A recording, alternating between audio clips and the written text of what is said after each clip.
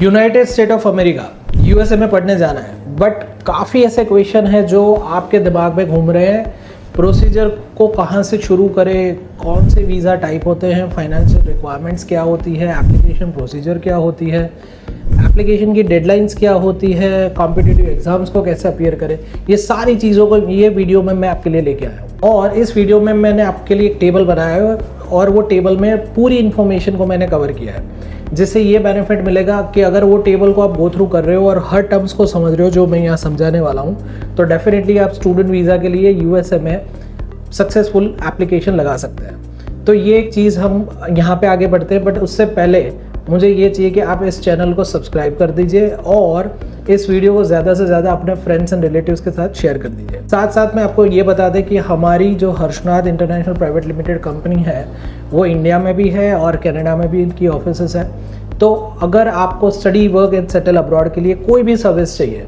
We are here to help, starting with the student visa, work visa and immigration visa as well. So let's begin with our video. यहाँ पे जैसे मैंने table रखा हुआ है, उस टेबल से हम शुरुआत करते हैं कि 3 टाइप के वीज़ा होते हैं। पहले तो पढ़ाई के लिए एक तो F1 कैटेगरी होता है जिसमें आप फुल टाइम स्टडी के लिए जाते हैं और मोस्ट पॉपुलर वीज़ा यही होता है कि जहाँ पे फुल टाइम एकेडमिक स्टडीज़ के लिए यूनिवर्सिटी, कॉलेज, हाई स्कूल या लैंग्वेज ट्रेनिंग प्रोग्राम में आप जा सकते हैं। दूसरा जो टाइप होता है वो J1 होता है, मतलब वहाँ पे एक्सचेंज विजिटर के तौर से आप वर्क एंड स्टडी बेस्ड जो प्रोग्राम होते हैं जो शॉर्ट टर्म होते हैं उसके लिए आप जा सकते हैं। फिर आप देखिए कि M1 वीज़ा है, तो M1 वीज़ा में आप देखते हैं कि भाई वो जो स्टूडेंट वोकेशनल या नॉन एकेडमिक प्रोग्राम्स के लिए जाते हैं वो ये चीज़ है। उसके बाद बात करते हैं डॉक्यूमेंट्स, की डॉक्यूमेंट्स आपके पास क्या होना चाहिए। तो सबसे पहली बात जो यहाँ पे दिख रही है आपको कि I-20, मतलब यहाँ गाड़ी की बात नहीं हो रही है। अगर आपने सोचा है कि सर मैं I-20 गाड़ी की बात कर रहा हूँ, नहीं, ऐसी कोई बात नहीं है। ये I-20 मतलब ऑफर लेटर, जो एडमिशन आपका कंफर्म होता है, जो लेके आपको वीज़ा इंटरव्यू की डेट को अपीयर करने के लिए जाना है, वो पर्टिकुलर जो पेपर है, जो एडमिशन वहाँ पे दिखाना है, उसको I-20 बोला जाता है। वो F1 और M1 कैटेगरीज़ में मिलता है, जबकि J1 कैटेगरीज़ में DS-2019 फॉर्म, मतलब जो पेपर मिलता है वो आपको लेके जाना होता है। सर्विस फी रिसिप्ट होती है कि प्रूफ ऑफ पेमेंट आपको चाहिए जो वीज़ा इंटरव्यू के दौरान आपको दिखाना है।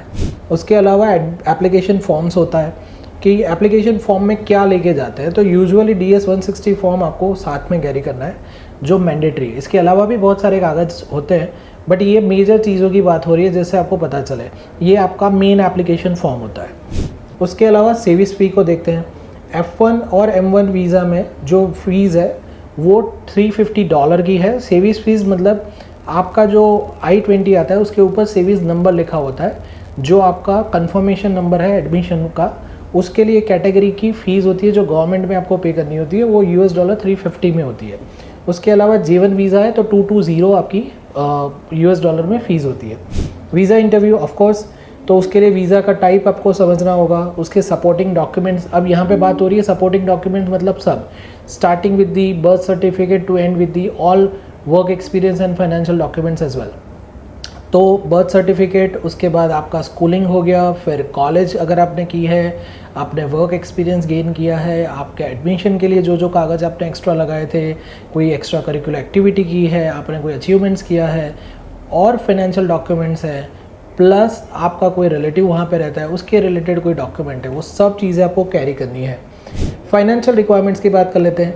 प्रूफ ऑफ फंड आपको इतना बताना होता है जिससे वीज़ा ऑफिसर को ये आप कन्विंस कर सको कि आपकी ट्यूशन फ़ीस, मतलब पढ़ाई की जो फ़ीस है वो, और लिविंग एक्सपेंस 4 चीज़ों से कवर होता है: food, transportation, mobile and accommodation. तो ये 4 चीज़ों का अगर आप खर्चा कवर कर रहे हो तो वो पढ़ाई का जितना ड्यूरेशन है उसमें आप कवर कर पाओगे, उतना फ़ंड आपको दिखाना होता है। यूजुअली लोग ऐसे करते हैं कि करंट फंड भी दिखाते हैं और फ्यूचर फंड भी दिखाते हैं, जिससे उनका वीज़ा मिलना ज़्यादा आसान हो जाता है। उसके बाद बात कर लेते हैं एकेडमिक रिक्वायरमेंट्स। ऑफ कोर्स आपने जो प्रीवियस स्कूल से पढ़ा है, कॉलेज से पढ़ा है, उसकी ट्रांसक्रिप्ट या आप उसकी जो मार्कशीट्स है और उसके सर्टिफिकेट्स है वो लेके जाएंगे, एज वेल एज आपने जो टेस्ट स्कोर पर्टिकुलर अचीव किए हैं वो आप लेंगे। टॉयफेल, IELTS, SAT, GRE and GMAT के स्कोर्स होते हैं। यहाँ पे बता दें कि आपको इंग्लिश प्रोफिशिएंसी के लिए जो टेस्ट देनी है वो टॉयफेल या IELTS है, और जबकि आप पढ़ाई के लिए अगर इंजीनियरिंग में जा रहे हैं तो आप यूजुअली SAT एग्ज़ाम देंगे। कुछ हेल्थ प्रोग्राम में भी वो लोग SAT मांगते हैं, ठीक है। SAT पे सब्जेक्टिव भी होती है और जनरल भी होती है। जबकि GRE और GMAT की बात कर लें तो ऑफकोर्स वो आप बैचलर डिग्री के बाद पढ़ाई करने जो जाते हैं उसमें रिक्वायर्ड होती है। फिर एप्लीकेशन की जो डेडलाइंस होती है वो डेफिनेटली डिफरेंट इंस्टीट्यूशन में डिफरेंट होती है, बट मिनिमम आपको ये समझना चाहिए कि मुझे 3 महीने से लेके 6 महीने पहले प्रोसेस करनी होती है डिफरेंट यूनिवर्सिटीज़ को डेडलाइन कवर करने के लिए। और सबसे बेस्ट टाइम ये होता है कि आप 12 महीने पहले से प्रिपरेशन करें, बिकॉज आपको अगर कॉम्पिटिटिव एग्ज़ाम्स भी देनी है, जैसे हमने ऊपर बात की IELTS, TOEFL, SAT, GRE, GMAT, और उसका स्कोर भी लगाना है, स्कॉलरशिप भी लेनी है, तो हमें एप्लीकेशन डेडलाइंस का जो पीरियड है उसको लंबा कवर करना पड़ता है। तो उसको 12 मंथ पहले अगर हम कवर कर रहे हैं तो अच्छी बात है। फिर वीज़ा का जो स्टेटस है वो आपको वहाँ पे जाके मेंटेन करना होता है। ऑफ कोर्स वहाँ पे पढ़ाई आपको फुल टाइम के तौर से करनी होती है, रेगुलरली क्लास अटेंड करने होते हैं, और आपकी जो इंटरनेशनल ऑफिस होती है उसके साथ आपको रेगुलर टच में रहना पड़ता है। वर्क के रेगुलेशंस क्या है, तो ऑन कैंपस अगर आप पढ़ाई के दौरान वर्क करते हैं तो 20 hours off campus work allowed है। ऑफ कैंपस मतलब आप कैंपस के बाहर जाके जो जॉब करते हैं वो पढ़ाई के दौरान 20 आवर्स पर वीक आपको अलाउड है, मतलब 80 आवर्स अ मंथ आप गिन सकते हो।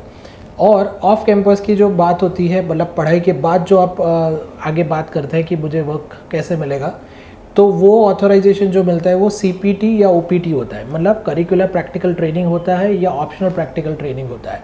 करिकुलर का मतलब ये होता है कि आपने अगर ऐसा कोई प्रोग्राम चुना है जिसमें पढ़ाई के बाद पर्टिकुलर आपको वर्क अलाउड किया जाएगा और उसको मतलब सैलरी भी दी जाएगी, कहीं जगह पे आपको वो पढ़ाई करने के बाद काम करने के लिए भेजेंगे प्रोजेक्ट के ऊपर, या आपने कुछ पर्टिकुलर जॉब करनी है तो वो होगा। और वो जो स्पेसिफिक प्रोग्राम होता है वो CPT के द्वारा बोला जाता है कि करिकुलर प्रैक्टिकल ट्रेनिंग आपको दी जाएगी वो प्रोग्राम में।